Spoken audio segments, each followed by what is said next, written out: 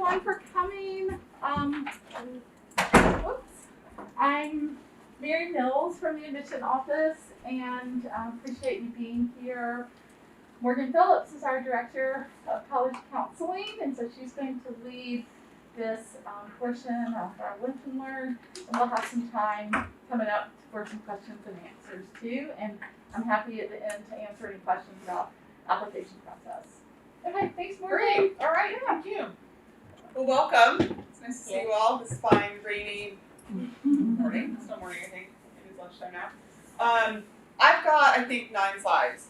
So I think that'll be easily digestible.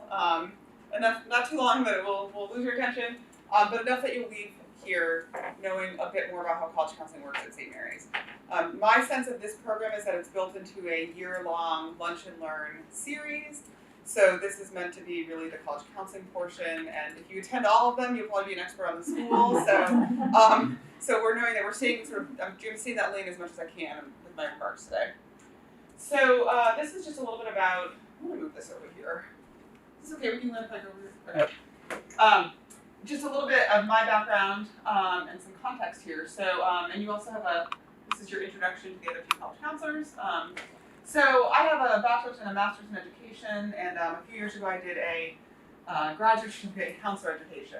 And I have to say, of all of the things I've done to prepare me for a career in college counseling, that certificate in counseling was one of the best things. Probably tied with, or maybe second to, the years of working in college admissions itself, because that experience and knowledge is critical. When you have seen how a file comes together behind the scenes and how they are reviewed and read, and the things that matter and the things that don't matter, it helps a lot to be able to share those back with students and quiet some of the noise around those things. But the counselor piece is interesting because so much of our work, it wades into issues that affect students emotionally, personally, stress and worry, things like that. And so just that ability of a college counselor to listen without judgment is really helpful. And that's a skill that I was able to hone in that program. So I've been here for 11 years. I was residential for 8 years. So I feel like I'm pretty immersed in the life of this place and know how things work here. I came in as the associate director and then moved into the director role 4 years ago. And having been in the field for 21 years, I now sometimes joke to students, it's true, it's not really a joke, but just, I've been doing this longer than they've been alive. And when you reach that point in your career, you sort of like, it gives you a sort of a moment to think about what that means, and having that knowledge base built up over time, I think really serves our students well. And that's the case with our other counselors too. Having a lot of experience is really helpful. So this is Kyung Lee. She also has she's a bachelor's degree and an MBA. So college counseling and MBA is really cool, and a college counseling certificate. And this is Scott Orvis, who has a bachelor's degree. We are, Scott and I are both originally from New England, so that was a fun connection and fun to bring that perspective here. I will say though, after 11 years at St. Mary's, 11 years in Raleigh, you learn the culture of this region really well, and what matters to students and families. So that both perspectives are helpful. And then, I think when you work in this field, it shows, and you can tell and you enjoy it when you have this passion for staying engaged in the professional learning. This field, I think, the idea of applying to college can seem mysterious to families when you've never done it before. And when you work in the field, a lot of these things are actually much more straightforward than you would think. Or you can recognize where the nuance is and work with it. So that's really fun for me. And I also think working with the students that we have, it's really gratifying. Just a minute ago, before I put my computer up, opened up, I have an email from a senior. The subject was like an excited word of some kind, and it was a screenshot of her first college acceptance.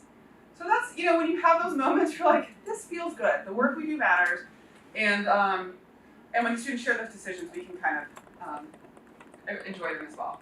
So my role here basically, college counseling, this is what we do, right? So independent schools, you have people who focus specifically on college counseling. That's a huge benefit of being in schools like this. We have a team of 3. We typically have, I don't know, Mary can give you more details, but in terms of the size of classes, they vary. This year's senior class, we have 69 students. Last year we had 78. Next year we're approaching 100. So our caseloads sort of vary, but I'm carrying about 30 students this year, seniors. So we are talking to students from all grade levels throughout the course of the year, but when we think about that really core focus of work in the fall, seniors, when you're in the neighborhood of 30 students, it's a pretty big luxury, especially when you get national caseloads in public schools. So that means a lot of one-on-one attention. That means they stop by the office and ask questions. You can see this is sort of a thoroughfare of the student center area for students. So we'll be in our offices, they'll pop in and just say hello or ask about something. So I'm also an advisor. I have 6 advisees, so that has sort of, aside from college counseling, I have a group of students that I work with on a daily basis and their point person. And then I'm also a member of the academic leadership team, and I've been on the student-run judicial board for a long time. That, as much as sometimes that's not for good reasons, right, when we do that, have meetings, it's really gratifying work as well, because students run and lead the judicial board, and they really have a restorative mindset and sort of value space, and so it's just, it allows me to partner with students in a different capacity, and I really enjoy that. And then this is just an additional note here, that college counselors play a significant role in academic advising here. So I think we have become a really primary group of point people or experts on advising at this school, and so students of all grade levels will seek us out heavily in February and March as they're making course selection decisions for the following year. And so sometimes they'll sort of say, well, I'm thinking about this or this, can we talk, can you help? And that leads to a 30-minute meeting, because it may not be a simple answer. And we also like to couch those answers in aligning with the students' aspirations. So that's interesting as well. All right, so that's just a little bit of context there on that. We could have just done a whole presentation that has quotes. There's so much literature, so much writing on college admissions. Some of it's sensationalized, and you'll hear articles about the lowest selectivity ever, and the impact of something from COVID, and it's just like blown totally out of proportion because the article's based on Ivy League schools or something. Most of those big issues you hear about in news stories don't affect most of our students in major ways. But that's the world we live in. It's okay, but we can cut through the noise. But this is one from the Harvard Graduate School of Education, Making Caring Common, that is trying to, they produce an article called Turn the Tide, and they're trying to change some of the conversation about college admissions nationally. It helps when you have the Harvard brand behind a program like this, to help families look at it more rationally, more sanely, with less of a focus on this outcome piece and more a focus on a healthy process and just developmentally appropriate experience for students.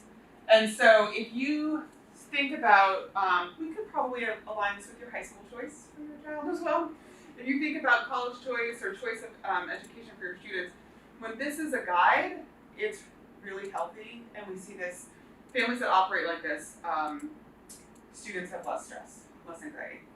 So understanding your teen in a deeper way. What are they drawn to, hope for, fret about, and value in themselves and others? And this is what we are trying to do with the students as much as we can, is help them articulate an authentic identity as they apply to college. There's this tension between what you think you want and what fits. And the most strain in this process comes from people, from students, families, parents, any combination thereof, pursuing something that doesn't really authentically align with who the child is. It's just, I think it is that simple in many cases. All right, so here's just a little overview. This is a picture taken from this space before we had blue walls. And this was seminar when we came back to school last fall. So we had less seats, everything was really far away. And so these are real students. And so this is important to point out here, I think, when you're learning about college counseling at St. Mary's. We always go back to the mission of the school, so preparing girls for college and life.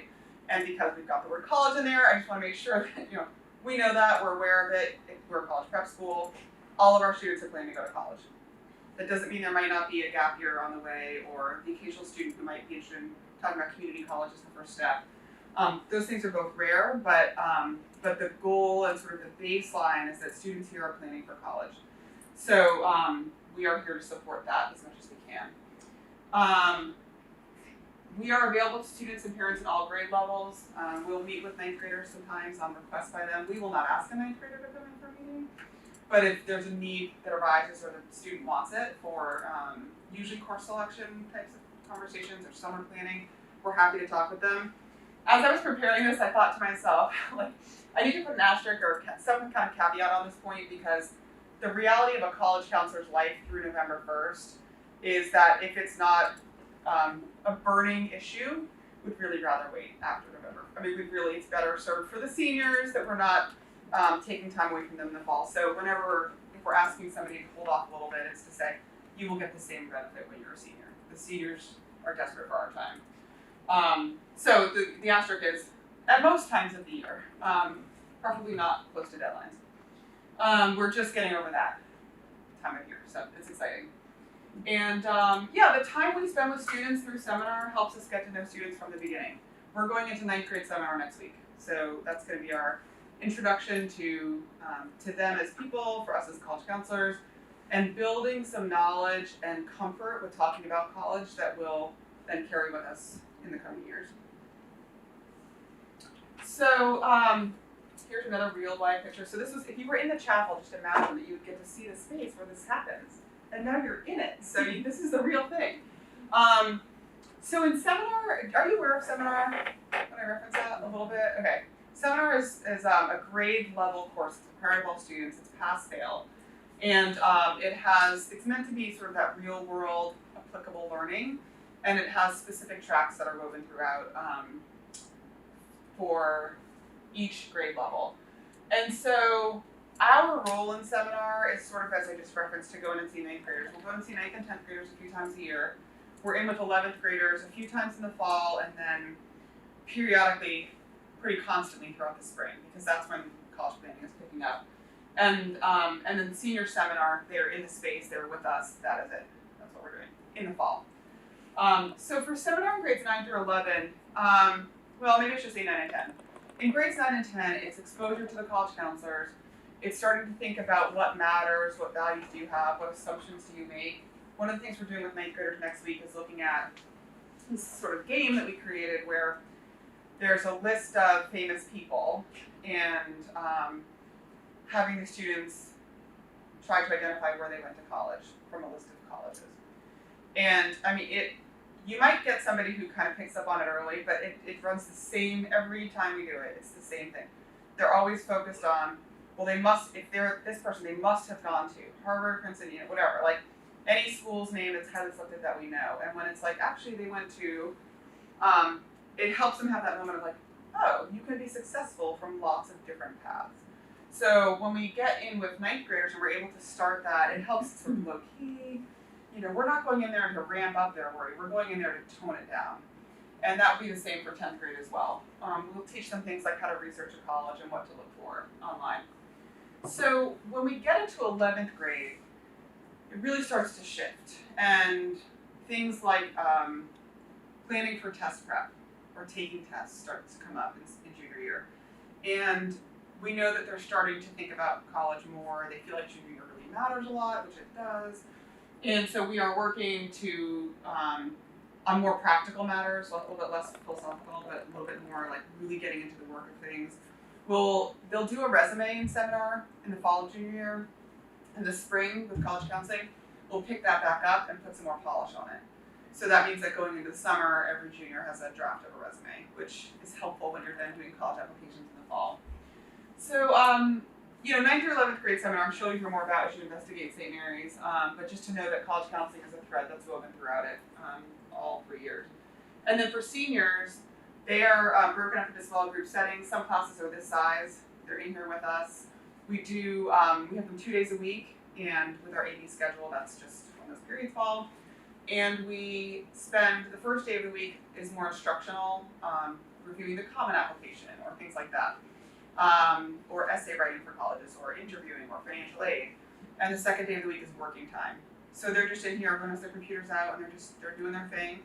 And we are just milling around or meeting with them individually in our offices close by. So it's really a nice, there's a nice atmosphere and culture around that. These norms, which may be hard to read here, but this comes out of senior seminar, so you can see some examples of things that the way we talk about college and how it makes them feel. We've got some norms we set up every year, so I'm going to share a couple with you. I just referenced them in class this morning because they were starting to get some chatter about, it actually has to do with something not at all college related, and I was like, can we employ some norms here, because let's bring this back. So being each other's cheerleaders, no college shaming. That's a really good one to get out there right off the bat, because your first choice might be your safety school, and the way you talk about things in front of other people, it's just, it can really be unpleasant depending on what you're hearing and what you're saying. So helping them be aware of that.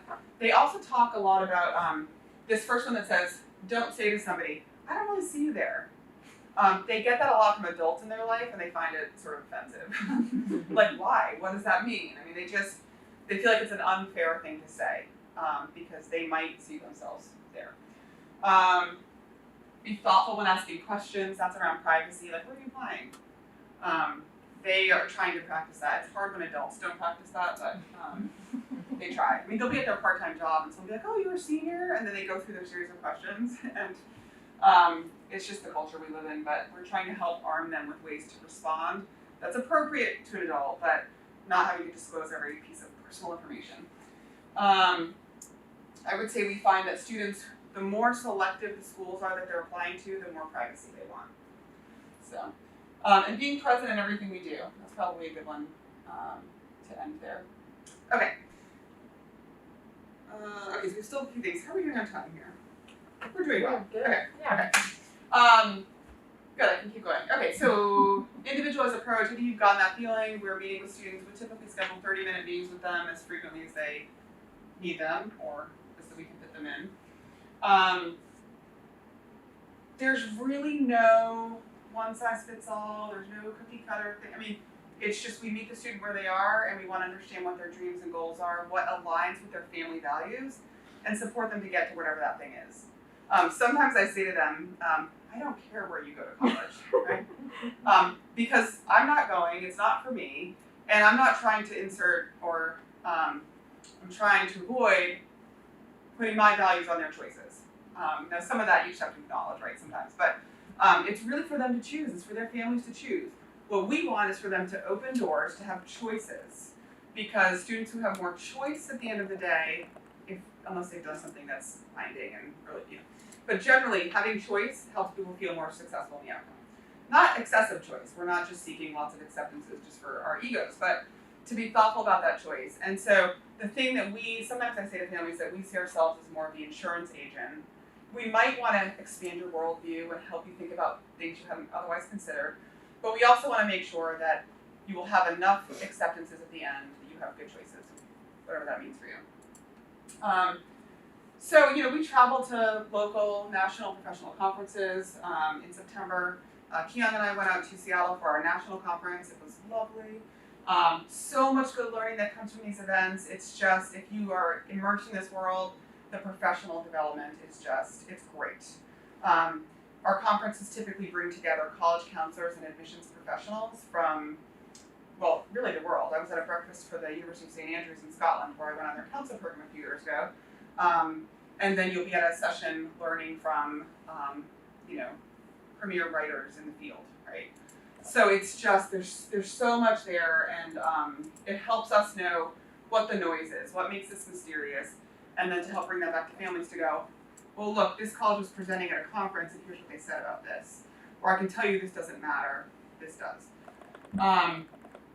And then just to wrap up on this slide, I was thinking about the holistic view of best fit. The word holistic is just, you hear it left and right when you hear about college admissions. The idea of that is they're looking at the whole person, they're looking at the whole file. So you're not just a number, you're not just a sport or something, but it's the whole picture of your application file that includes your personal background and qualities, how you spent your time outside of the classroom, grades, sometimes test scores depending on the year and the school and policy, recommendation letters, all of those things. So holistic view is sort of this all-encompassing word that makes people feel sometimes better and sometimes worse. Sometimes you want holistic review because your child is special and you want all of those qualities to be seen and appreciated. and you want them to look at them all and not just a test score. But then there's other situations where a school that reviews and has really clear test score cutoffs or ranges, sometimes that's actually really life-giving too, because you're like, I don't have to really overthink this. It's just if I have this and this, I'm gonna get in. So it takes lots of forms, but we like to use the word holistic when we think about supporting students because it's individualized, it's personalized, and it's not just any one piece that makes or breaks something usually. It's this conversation about the whole bigger picture. All right. This slide is for anyone who likes to see some data or some numbers and not just ideas about things. So I'll touch on a few of these points for context. This idea of 100% acceptance at four-year college and universities is important for a independent college preparatory school. Right? That's aligned with our mission. But there's still support for exploration of gap years if that's appropriate for a student. I would say we maybe see 1 or 2 a year on average. There might be years where there's no gap years. There might be years, I think the highest ever was like 4 maybe in a year. So they sometimes we'll support that. I mean, we'll always support it. Sometimes students will investigate it, sometimes they won't. Readiness for college is really important. So if you see somebody who's needed a lot of support or too much support, or doesn't seem to know why they're going to college, aren't ready there from a maturity standpoint, it's a healthy conversation to have because the National Gap Association is based in Colorado. They'll talk about student behavior, discipline, and studies that have been done in their first year of college for those who've done a gap year versus haven't. And as you can imagine, if you've had that year of maturity and growth and personal development, no one regrets going on that gap year. Behavior's better, persistence is better. So we'll talk about that sometimes. As I said before, in my 11 years here, I can maybe think of 2 students who started at community college, maybe 3, something like that. So that doesn't happen every year.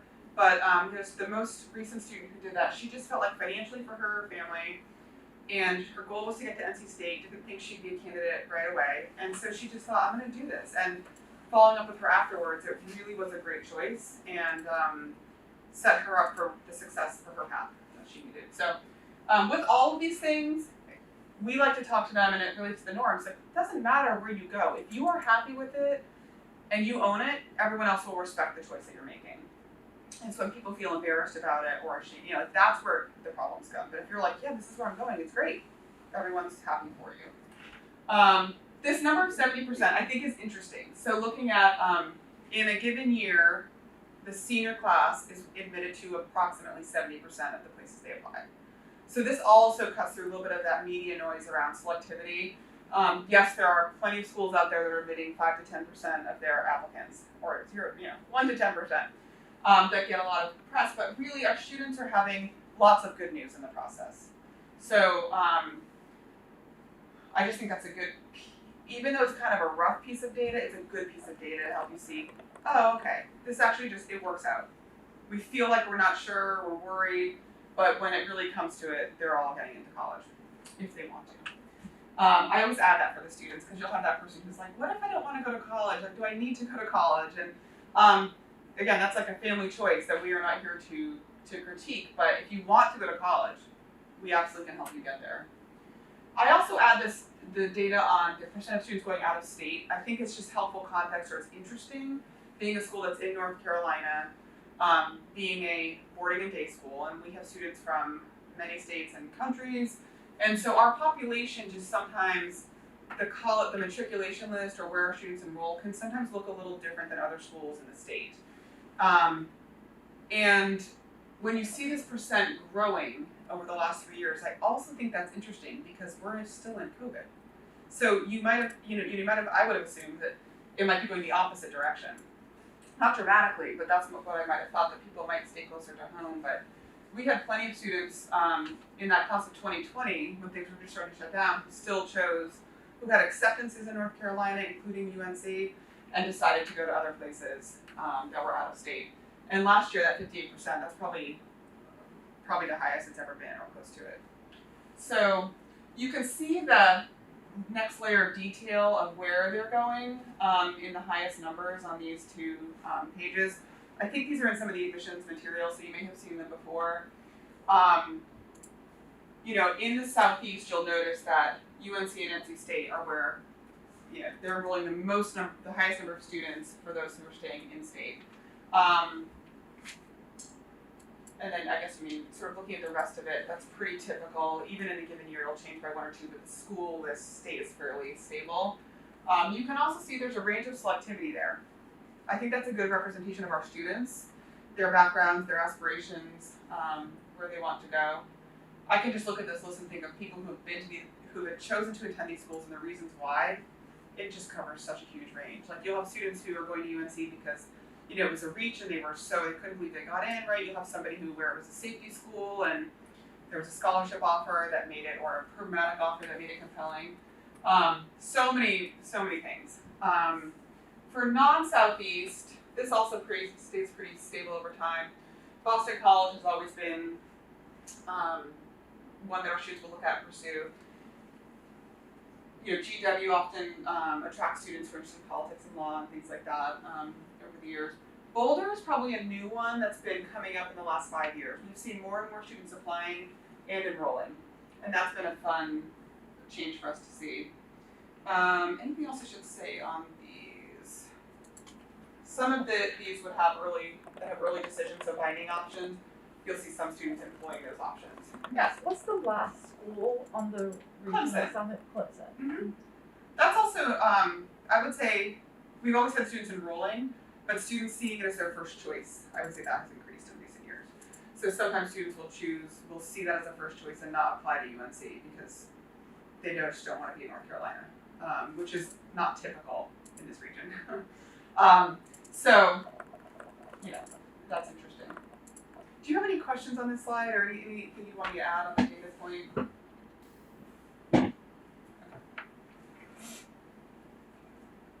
All right, so I've got 2 more slides. We're good on time. Give me 2 more slides. So some thoughts here. I think it's interesting for you to think about, as you're thinking about college planning, college counseling, and then high school choice, what factors are at play with the high school choice. And I was thinking about, what might some of those things be for you as you think about why would I choose St. Mary's or another school, or just what's the right fit for my child. I tend to think that most people choosing a high school are thinking about fit, personal development and growth.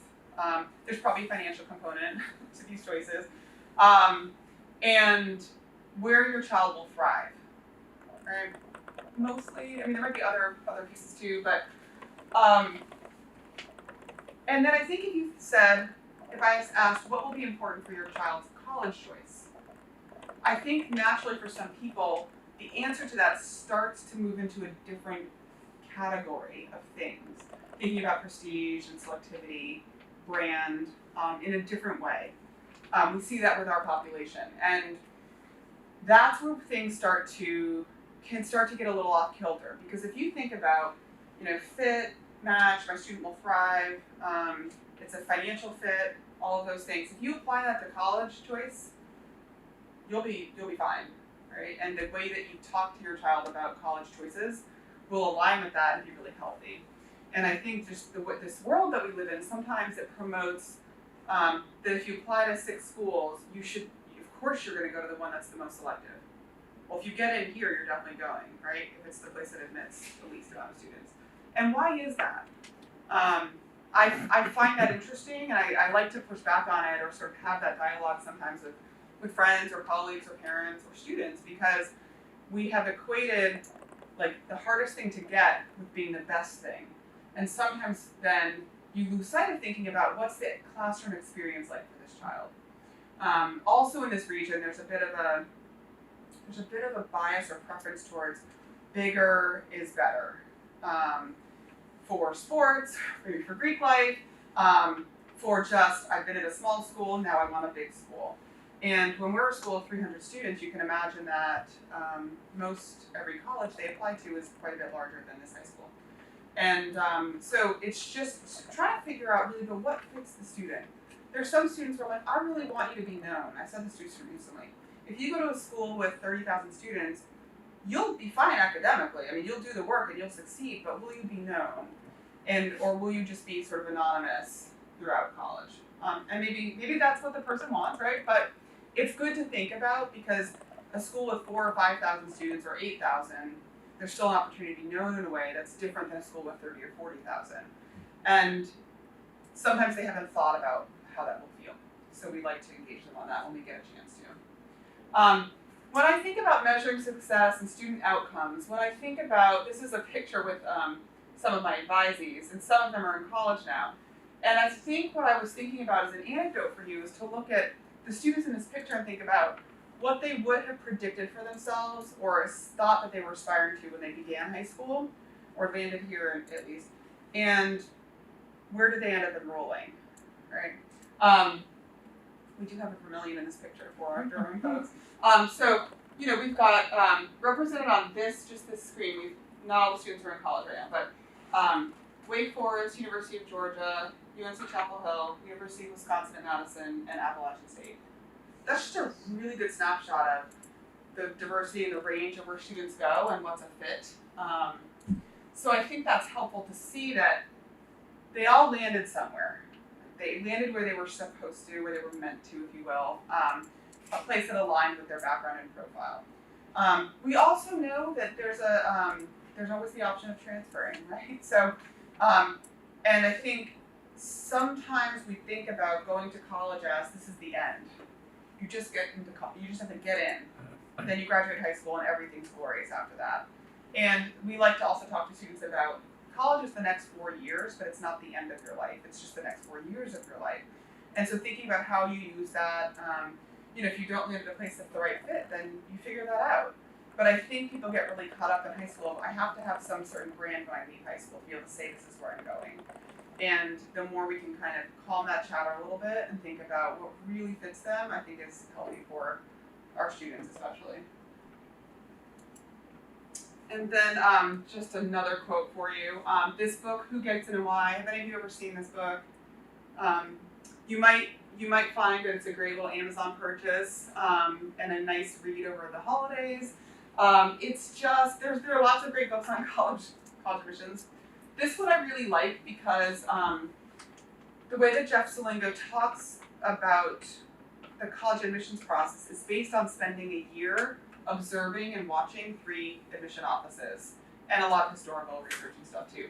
And I saw him speak at this national conference twice actually, in 2 panels.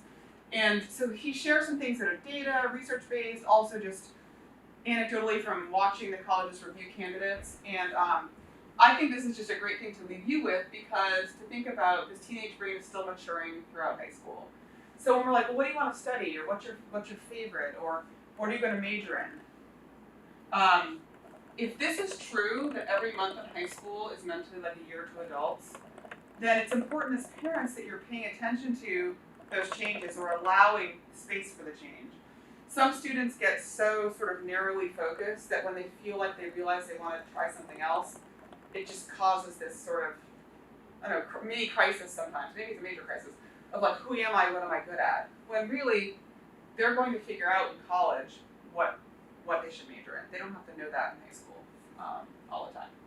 So I like to think about that personal development as part of this.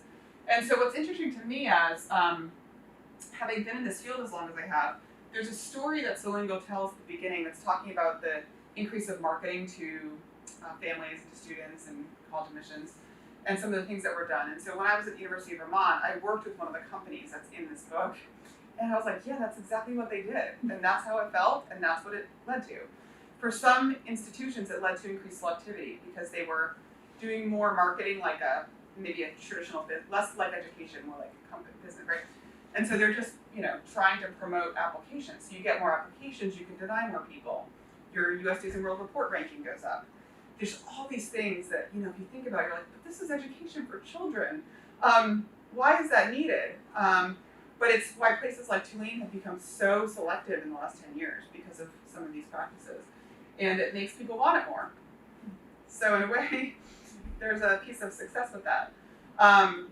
The Salingo book is a great read. I don't know if it's just because I'm in the field and I just love it so much, but I think as a parent, you might read it and go, okay, here are some things that are important, here are some things that are not. And if I have honest conversations with my child, we'll be okay in the end. And pay attention to who they are as well. On this last slide, I put in a link to a video that our videographer made last year, because I thought it would be fun for you to see our college decision day, this little snapshot that he put together while the students were, let's see if we can get in there. Let's exit the slide. While the students were getting ready for, to take their pictures. Let's see, I'll just put it in. And I think we'll have video.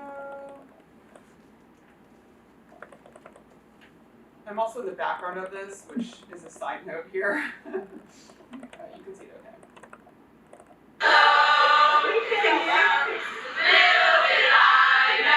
So they'll bring the shirts where they're going to college.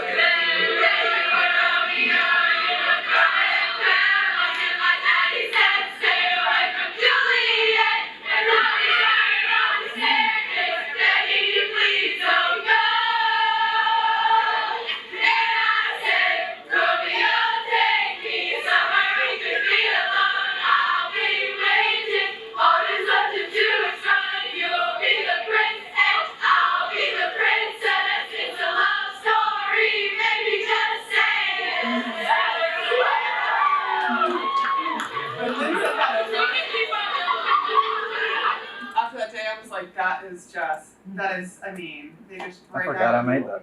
Taylor Swift, and I mean, it's just, it's a fun place to be. Our students are really fun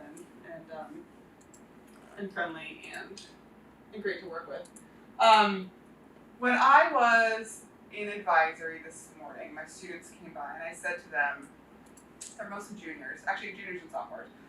And I said, meeting with some families for admissions later today, their students are mostly middle school, and so, did you even think about this? The college counseling, is it too early? What do you think? Did you think about that? And one of them said, actually, yes. One of the reasons we chose St. Mary's was because of the college counseling. When we were comparing it to other schools and what was an option, that's one of the reasons. And she's a junior, and I just thought, okay, you're right. I mean, they are thinking about it. I get it. I just don't like to get too far ahead of where you are with choosing high school, that we have to be also thinking about or overthinking about college right now. I think the important thing is that you would walk away, hopefully, and think, okay, this is a great place to be supported through applying to college. The students are known, it's guided by their values and those of their family, and they'll have choice at the end of the day. Sometimes that takes worry away from parents because you know that there are experts who are reviewing application materials and providing editing. And so for some families, it's like, I know she's doing it with you, so we don't have to do that at home, and I appreciate that.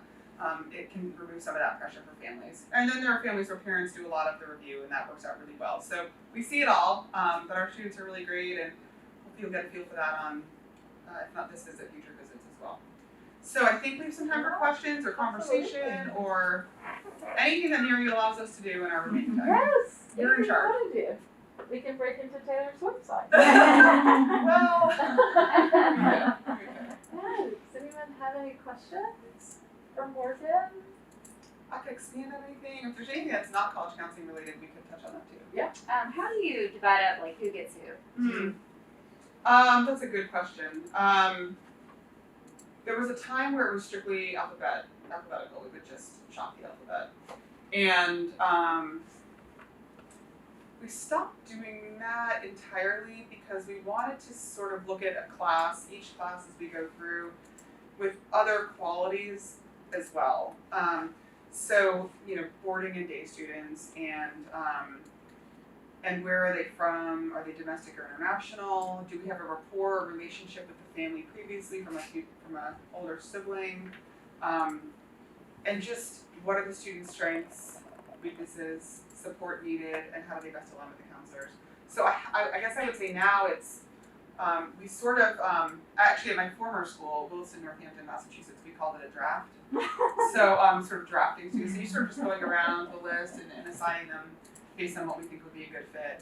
A lot of students have siblings that have gone through, or families that you know, so some families know Miss Lee from when she had children at the Montessori school, and they're like, oh, we want to work with her, and we're trying, I would say the one thing we try not to do is take, requests. But where there's that established relationship, we also want to acknowledge it and nurture it if we can. And there's also sometimes where they're siblings and we split up the next one goes to a different counselor because we think that would be good for them. So, so I don't know how great of an answer that is, but it's sort of, it's intentional, it's thoughtful, but it's not cut and dry. Yeah. I had a question. I imagine this is like a chicken and the egg thing, and I think you alluded to it. But in terms of like course selection as they go through, Yeah. guiding, maybe they have an idea of where they want to go earlier. Yeah, I can see it working both ways. You know, how does that generally? Well, okay, I'll tell you how that often goes here. A lot of times that question is, we'd like for her to be aspiring to schools like UNC, or at that level of selectivity. And sometimes there's an overfocus on one institution that causes stress for a student, but sometimes setting a standard like that is helpful because it will open doors for lots of other places too. So we'll sort of generalize if it's not about even if it is about a specific school, we'll think about, okay, what parameters are we talking about? What kind of admission standards are we looking at? And so it doesn't matter if the school changes for us because we're thinking about a range of profile and not that specific school. Most students start high school thinking about colleges they've heard of or know already, or that are in the family. And they don't always end up at those places. So there's something that happens throughout that period of time of growth and learning where they're exposed to more, and so we know it can shift. I mean, it can shift. The lists still shift now in senior year. That's okay.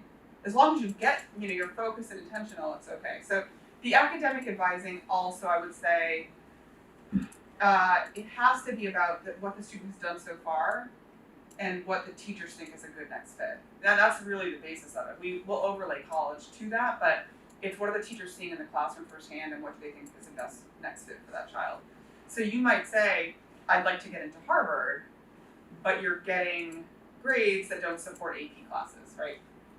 That's another conversation. I think that answers what you're asking, but it's really about what have you shown you're capable of and what's a good next class for you and the progression for that discipline.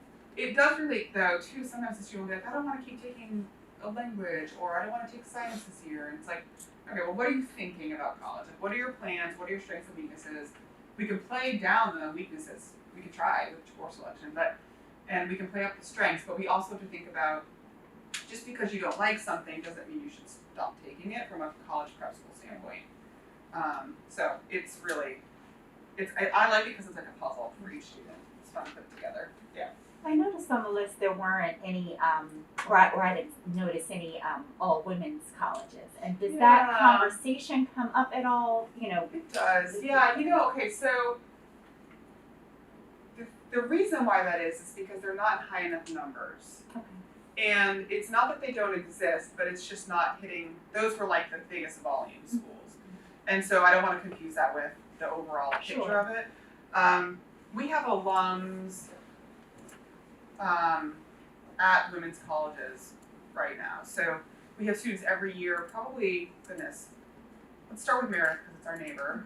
Meredith probably has, I don't know, let's say maybe 6 of our grads right now, maybe something like that. We have 2 students at Bryn Mawr. We have 1 at Wellesley and 1 that just graduated. So is there anything else I'm missing? A lot of students apply to Barnard, but not enroll.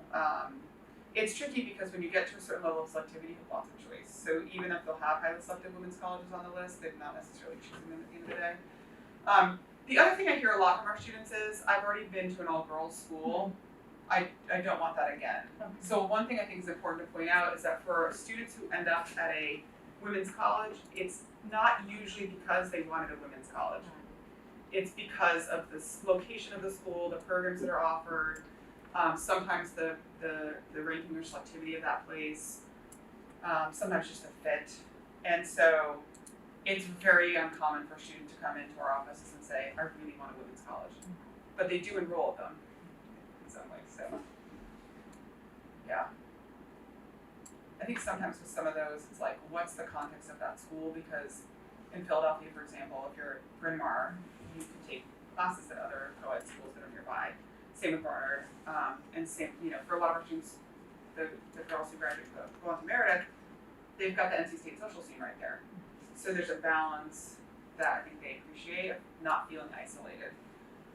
So I visited our student who was at Wellesley a few years ago, and she just was loving it. I mean, she was having the best time.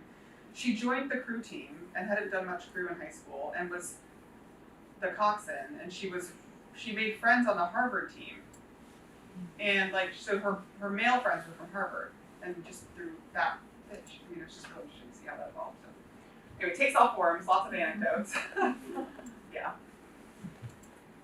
Anything else I can tell you? Yeah. Can I just, some of the terminology is just, like, could you expand a little more? Like, I've heard you refer to, like, the counseling part, and then there's advisory. Oh, yeah. Can you talk about what, I know advisory starts in 9th grade and goes for all 4 years. Yeah. But can you just explain a little more what that means? Yeah. And how, if at all, the college piece comes in, and what advisory's function is on their 4 years. Sure. Those are good questions. I'll say one thing first, is to say that it's pretty typical at what I'm describing is typical of independent schools. Mm-hmm. So there are people who are college counselors who are helping students on the college search and applying to college. That is generally what we do. There are people who are mental health counselors who have a separate role. So the idea of a guidance counselor doesn't exist here, right? So there's mental health counselors who are get out into the hallway and they are dealing with personal, emotional, mental health. Advisors are like the point person for your student at the school. So the advisor, when your student comes in, they get an advisory group. It's usually 6 or 7 students in an advisory group. And so you become their point person is really the best way to describe it. So as a parent, if you're like, we had a death in the family, we had this issue, she's not feeling well, she's behind in a class, or I don't know, you sort of become like, advisors could be lots of things, it just depends on student needs.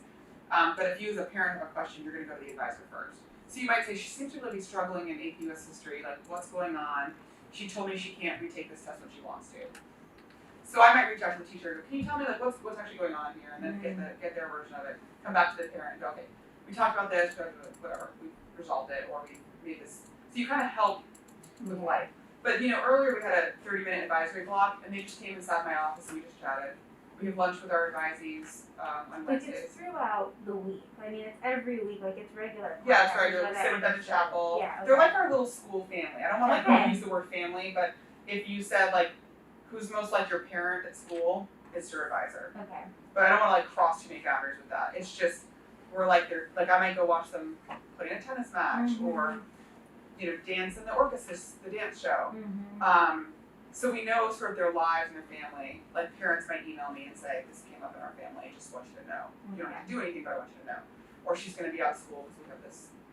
So it's like, we're just kind of keeping an eye on them. We're getting to, it's somebody who typically gets to know the student, maybe amongst the best from the adults on campus. So you might also love your science teacher. They might know you really well, but your advisor's like your home base. Okay. Yeah. So we sit with them in chapel. We provide academic counseling and guidance for them to an extent. Sometimes that passes off to the college counselor. And so what's funny for you to ask me that is like, I'm a college counselor, I'm also an advisor. So my 6 advisees, some of them will have me as a college counselor as well, and some will not. Okay. So that makes that murkier for the way I might be talking about it to you. Yeah, that's actually really, really helpful because there's just a lot of seminar advisory. Like, I know. It's keeping it all. This is my oldest, so Yes. this is all new. So I appreciate that. If you were looking at other independent schools, you hear like everyone gets an advisor. That's normal. And the college counseling piece is typically a separate thing. Yes, but just in my world, they can never be separated. This I also think that probably for any school culture or community, you've gotten used to the lingo at your school now, but we have like a whole wealth of special terms here. We say in ITG, OTG, inside the gates, outside the gates, like in campus. It's said, lovingly and not sometimes. And there are lots of terms here. I mean, there's, log, lighting up the grove, this is our big Christmas event. So you start to learn those, and it's actually a fun learning curve, because once you've been here for students just a few months, you just kind of know it all. And parents, you come along with that too. It's fun. Some of those things help you feel like you've got the inside track, or you're an insider once you learn them. And so whenever you're engaging with us, if we're using terms, you're like, I don't know what just let us know because they come naturally. Thank you. It can be high context. Maybe we should put some sort of like glossary There you or go. I know. terminology for new when families enroll. We'll Yeah. give you like, okay, here's all the acronyms. Yeah. I think that Practice. the new students had a session on that with their orientation. I That's think. fun. Yeah. So yeah, it's interesting.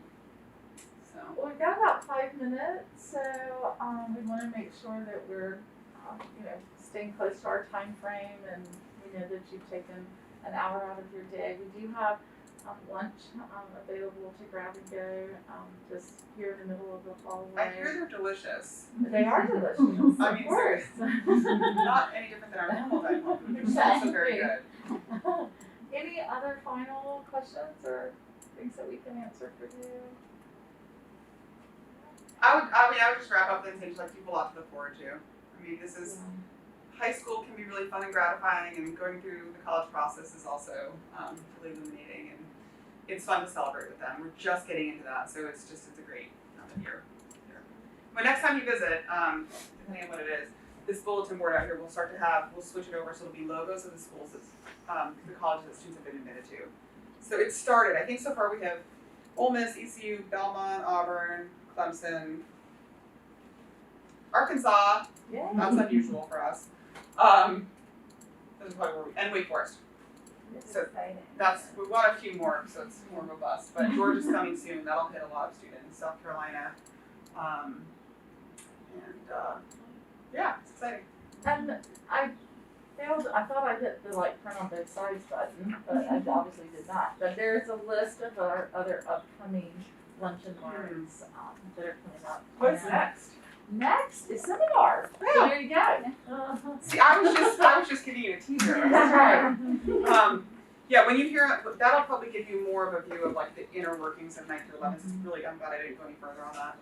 And in 12th grade, the fall is college counseling, the spring is a senior internship or capstone project. We didn't talk about that at all, but you'll hear about that session when you go. That's a long ways away though, so if you don't hear about that for 3 more years, you'll still be fine. It'll just happen. All right, well, thanks everyone, and definitely contact the admission office for additional